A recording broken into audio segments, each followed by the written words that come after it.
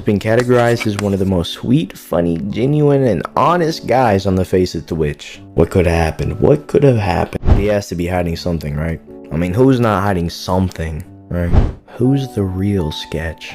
Sketch is a streamer from Houston, Texas, and he's about 26 years old, that's right. And he's friends with Jynxie, he's friends with Queso, and he's recently friends with the Faze clan. And for the better part of a year, he's been known as the most special streamer.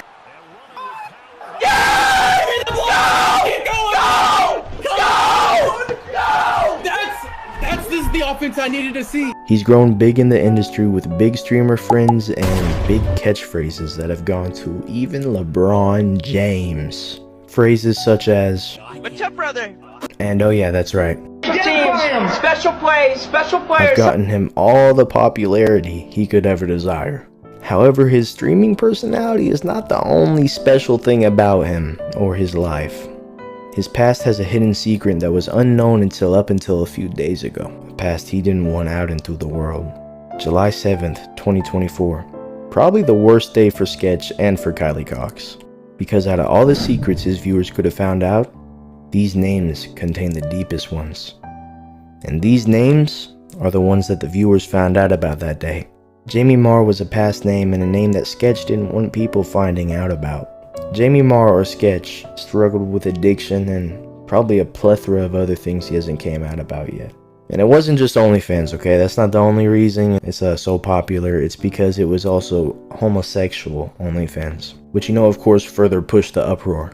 If he is still a homosexual, that's yet to be known. It's yet to come out. It's yet for him to say anything or his friends to say anything. It's not out yet. But the big thing is that it's up, it's there, and it's gonna stay because it's the internet. So what do you expect? Things like that don't just wash out. But what happened after the expose blew up? Where did he go? Who did he reach out to? What was his reaction? Well, as it turns out, he actually was spending a couple nights at the Faze house. As I was saying earlier, he became friends with Faze. They were actually thinking about signing him. They still might. Still probably will. Hopefully. Anyways, he was going in on making it his last night at the Faze house, and maybe even his last night here. Oh, fuck.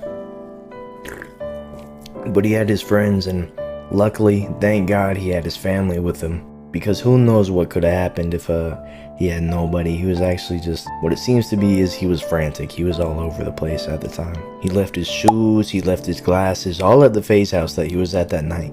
And he just bolted out to the airport, which is common for people that are thinking of ending it, is to just leave everything around, objects, everything, because honestly, they don't think they're worth the objects. They don't think they're worth their glasses. But as I said, luckily he had his friends with them, and they talked about it all. They calmed him down. They made everything okay for him. Well, not everything, but you know what I mean. But then the next morning he started a stream. Elephant in the room, I got a haircut. Look at this, open and honest. That was me. That was me. It's okay, though. I will tell you what. 2 years ago, I did some stuff. I'm sorry if you've seen some of the stuff. You know, I'm a changed person. This is going worse than I thought it was. I did not have sexual relations with that man. I'm just kidding. I did. Possibly. It's okay. What else do I have to say?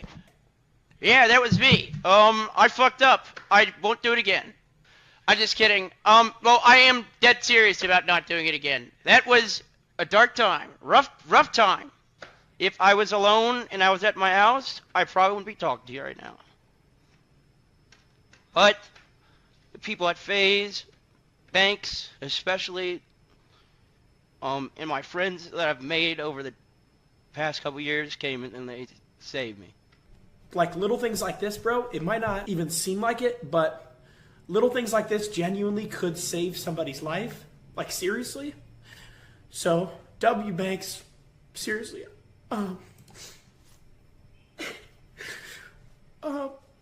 Yeah, it's good to see shit like this. And this is really sad. This is when he was leaving, and yeah. You can tell by the way that he's saying it's okay that he's not saying it to us. He's saying it to himself. And you can tell that he doesn't regret it just by how people are treating him, but he actually had a change of heart. He changed his morals. 2 months ago in an interview with Theo Vaughn, he talks about how God answered his prayers. He talks about how he loves God now. And recently on that stream, as you can see, he talks about how God is good. So even if you disagree with Jamie Marr, I disagree with it, you may disagree with it. Because at the end of the day, this type of content does hurt society, and we all know that. How could you possibly still be mad at him after seeing the things, after seeing everything?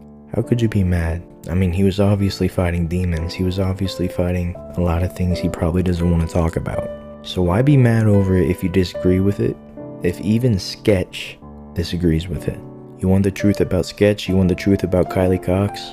As I said, he's the most funny, genuine, sweet, and honest well, maybe not fully honest, okay? We might have to, tone that down a little bit, but honestly, it's understandable. But at the end of the day, he was pushed by the same industry that pushes you to cheat, the same industry that pushes you to do that type of content. He's done with that life. He was pushed by sin, and all of us are pushed by sin at times, so let's forgive him. Alright? Alright.